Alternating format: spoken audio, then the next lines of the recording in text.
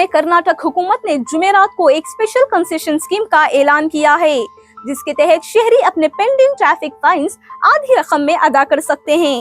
हुकूमत के हुक्मनामे के मुताबिक ट्रैफिक पुलिस के जरिए जारी किए गए ई चालान जो अभी तक अदा नहीं हुए हैं, इन पर 50% डिस्काउंट दी जाएगी।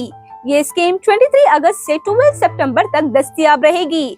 जराये के मुताबिक शहरी अपने जुर्माने कई तरीकों से चेक और अदा कर सकते हैं, जिनमें कर्नाटका स्टेट पुलिस ऐप या करीबी ट्रैफिक पुलिस स्टेशन पर गाड़ी के रजिस्ट्रेशन नंबर के जरिए अदायगी शामिल है। इसके अलावा ट्रैफिक मैनेजमेंट सेंटर और कर्नाटका वन या बेंगलुरु वन पोर्टल के जरिए भी अदायगी मुमकिन है। हुकूमत का कहना है इस इक़दाम का मकसद शहरियों को तवील अरसे से पेंडिंग चालान साफ करने में मदद देना और ट्रैफिक रूल्स की तामील को बेहतर बनाना है।